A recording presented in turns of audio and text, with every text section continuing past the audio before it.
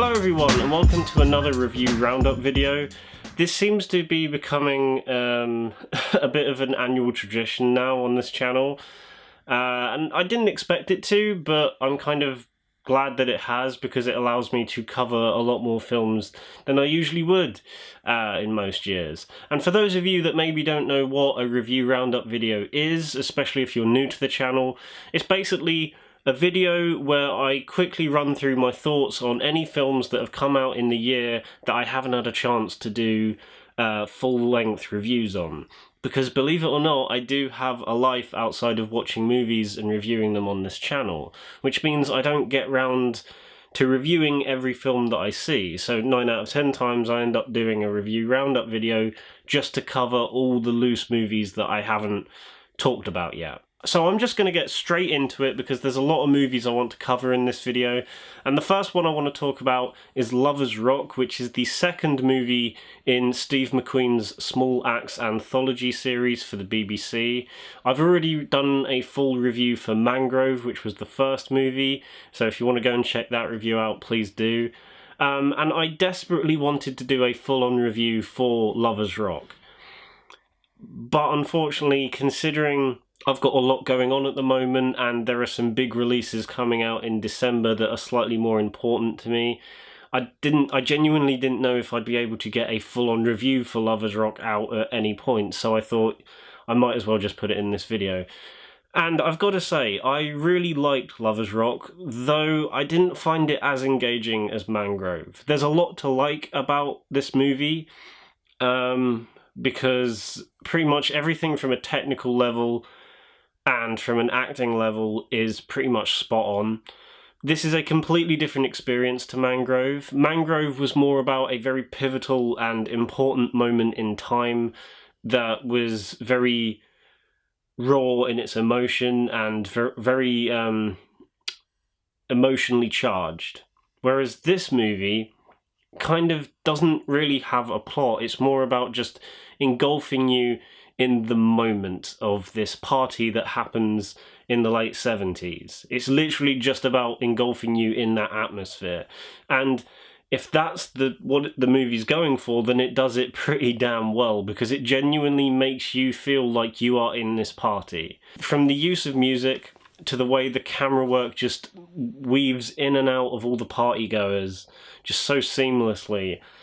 Those are by far the biggest praises I have to give this movie. Also, the acting is really good as well, and everyone feels very authentic and genuine to that time period.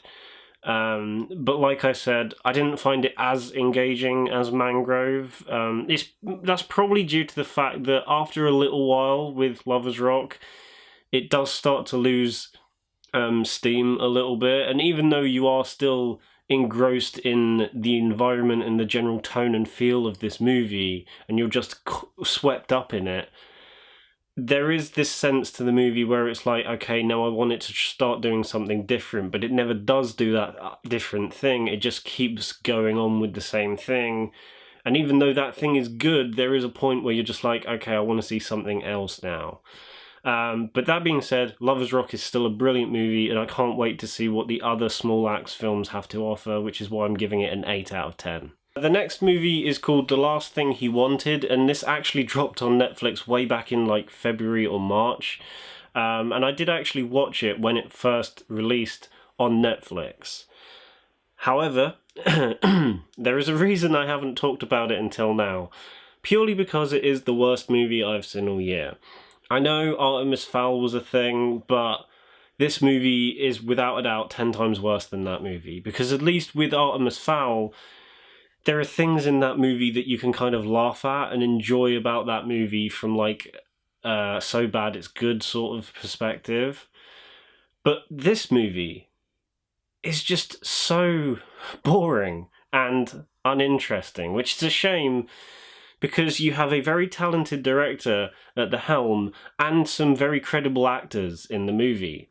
So why this turned out as bad as it did genuinely kind of perplexes me. If I had to squeeze some positives out there, I would say Willem Dafoe gives by far the best performance in the film. But that being said, he's really not in the film that long, so, you know, it's kind of a backhanded compliment.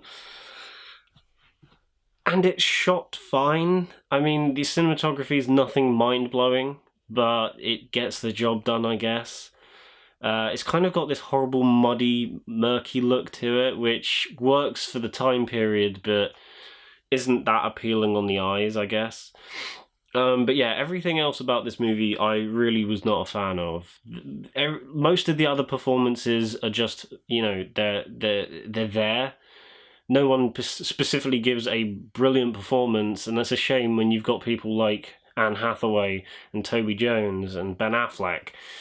They're usually pretty good in most other movies, but in this movie, they're just sleepwalking all the way through it. The editing is atrocious in this film. Like, there's this one bit where Anne Hathaway's character is in a hallway, and then it just cuts to a completely different shot, and then it cuts back to that same shot, and there's no, like, legitimate reason for it doing that. And it's really... there's a reason I haven't talked about this movie before. Because I genuinely did not like it. And it's a shame, because the first 5 minutes of the movie were setting up a premise that seemed somewhat interesting. But after those first 5 minutes, it just completely lost me and got less and less interesting as it went on, to the point that when it got to, like, the final act, I was like, I genuinely don't care. Like, if one of these characters was to die, I genuinely wouldn't care about it, because the film hasn't invested me at all. If you've seen this movie, I'd be interested to know what you thought about it in the comments, but if you haven't seen it, you're really not missing much.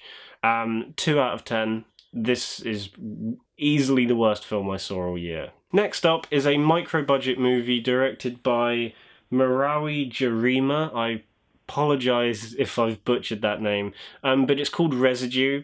And I didn't really know much about this movie going into it. I just kind of stumbled across it one day and thought that it looked quite interesting. And I gave it a watch, and for the most part I was slightly disappointed. The experience I got from it was rather lackluster.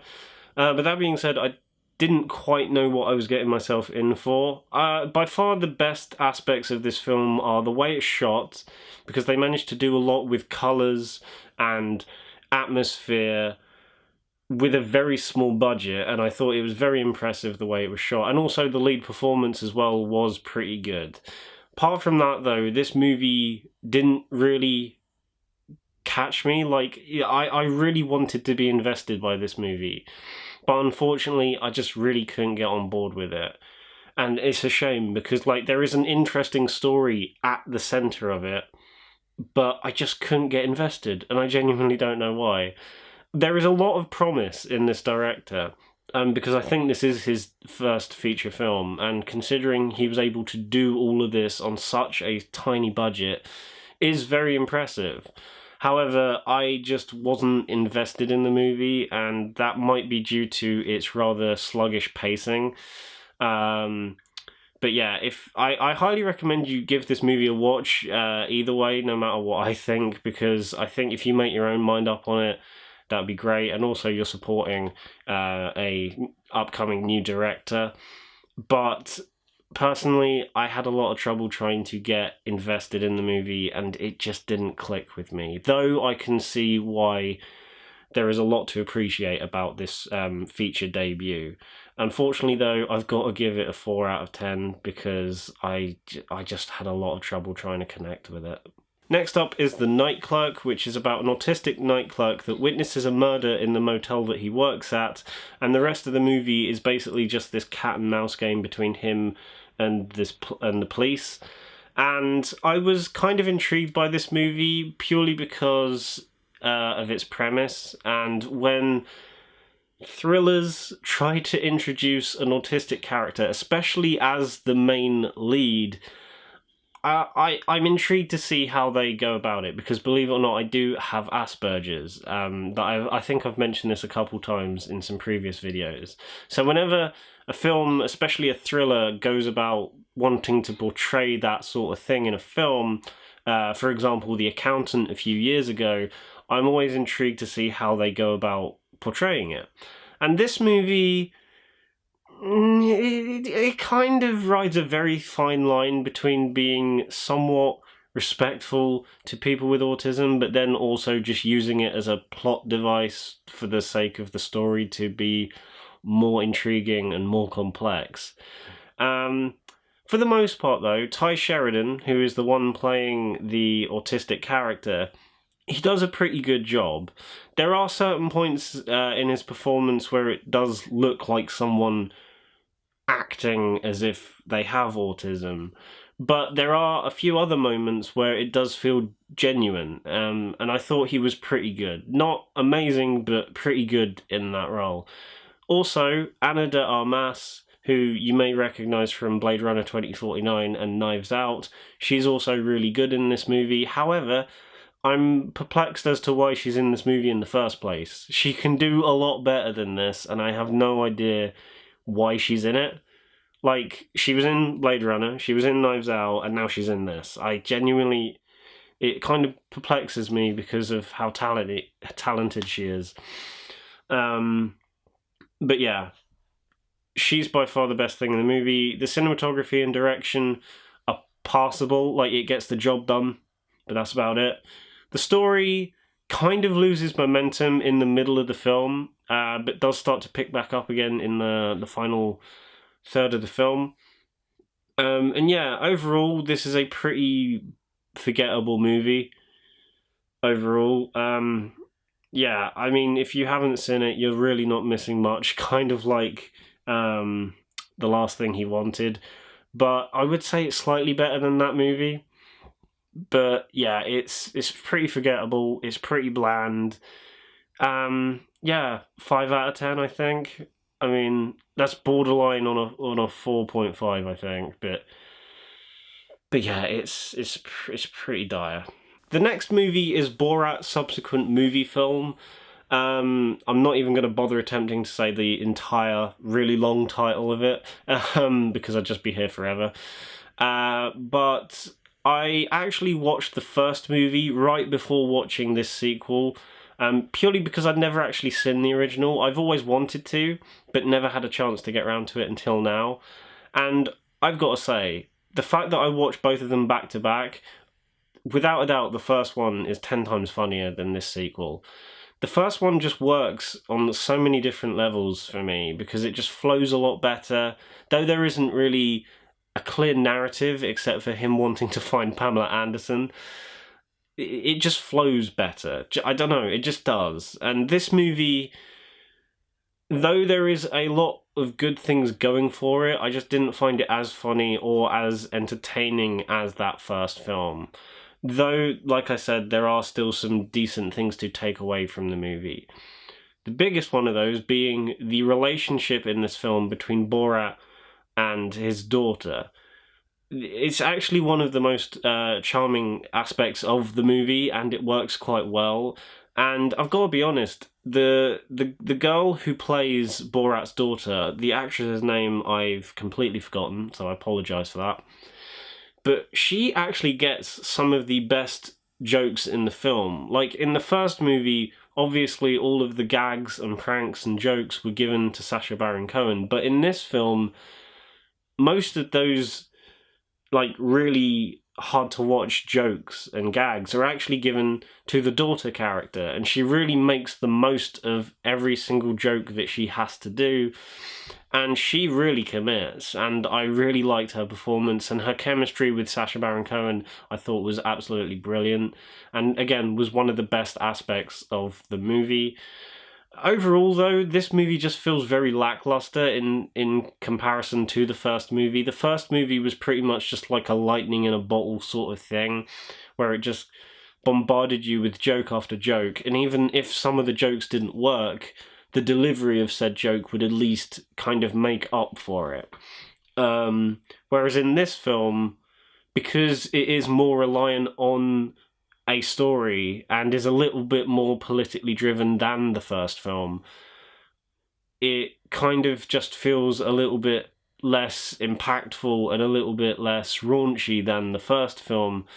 And this second movie I don't think will age as well, because it is so politically driven and is so specifically dependent on it being set in 2020, that when you watch this probably in a few years' time, you'll probably just go, yeah, this feels like a movie that came out then.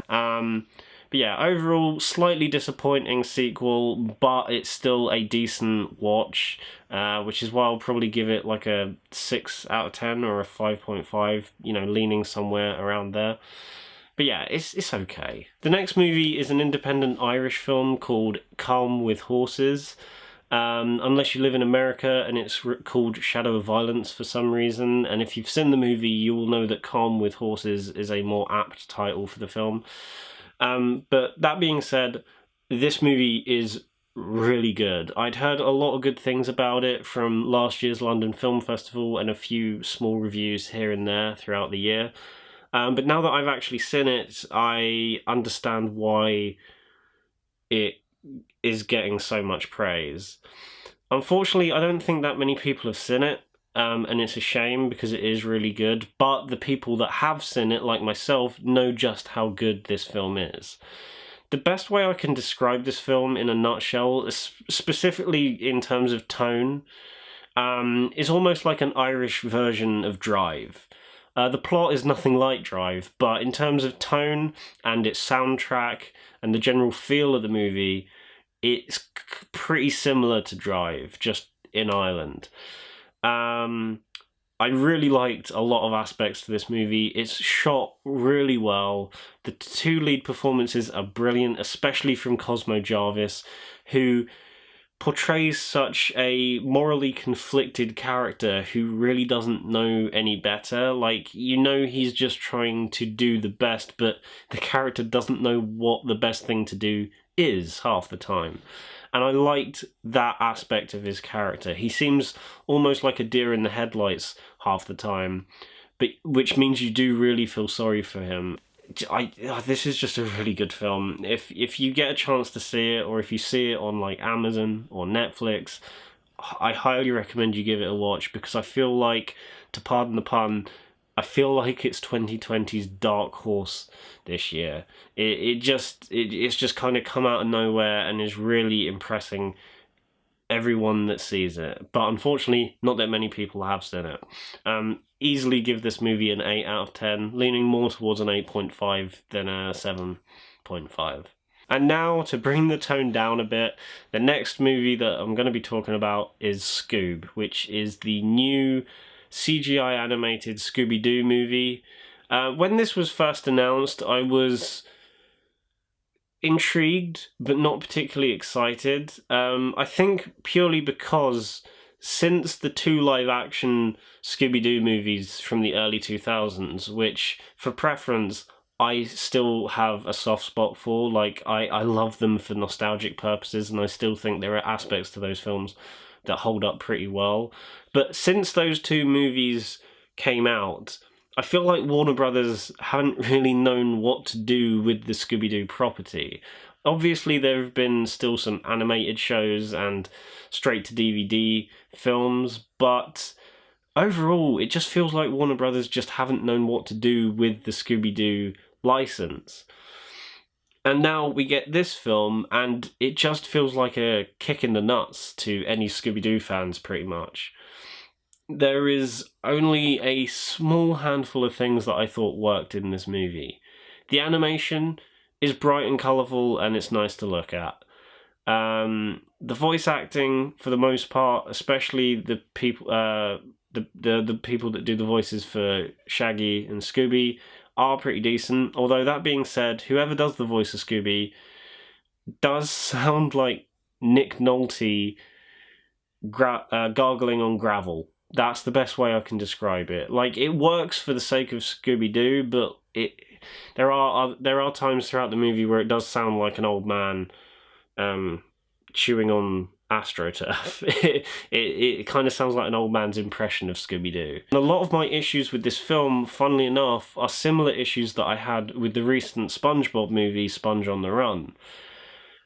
However, at least with Sponge on the Run, it still kind of felt a little bit like SpongeBob, whereas this movie just so so aggressively tries to disconnect itself from how Scooby-Doo is meant to feel and operate.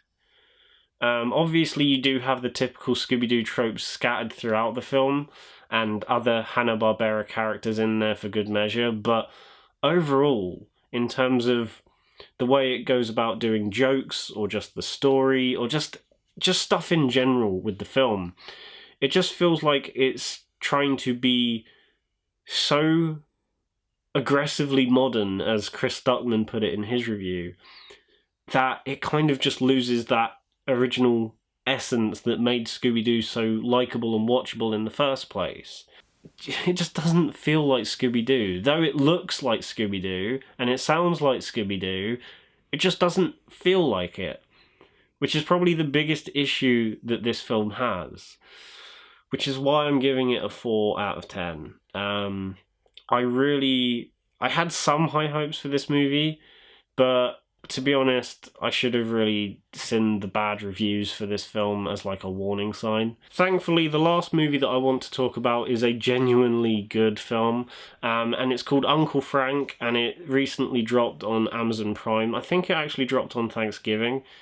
But yeah, this movie was really nice. It's just a really nice movie to watch. It's charming and heartfelt, and it's just a warm movie that you can very easily get swept up in. But that being said, when it needs to deliver on the emotional aspect, it does also deliver. And I think most of that is down to some brilliant lead performances, specifically from Paul Bettany, who plays the title character. I've always really liked Paul Bettany as an actor. And every time I see him in something, specifically in a supporting role, I'm always thinking to myself, he would be brilliant in a lead role. I know he has done some lead roles in the past, but in in those films, the films themselves haven't really done that well. But in Uncle Frank, this is really a true showcase of what his acting is like, and his performance immediately engaged. Like, I was instantly engaged by it. He's absolutely brilliant. The chemistry that he has with his niece in the film, I thought was brilliant. Not his real life niece, the character's niece. The actress's name I can't remember, but she played Bev in It Chapter 1. But yeah, the chemistry that they have is brilliant. I also really liked Peter Magdassi, who plays Wally, Frank's boyfriend in the film. He's really good, and the chemistry between him and Paul Bettany's character is just infectious. Like, I loved every single minute of it. But yeah, this movie is just such a pleasant watch. It's very poignant. It's very, like I said earlier, a very warm film to get invested into. And it's just such a lovely film, which is why I'm giving it a 7.5 out of 10. I was debating an 8, but I think I'm okay with a 7.5. So guys, that was another review roundup. I hope you enjoyed it. Let me know your thoughts on the movies that I talked about down below. If you liked the video, then give it a thumbs up and subscribe to the channel if you haven't done so already. Bye.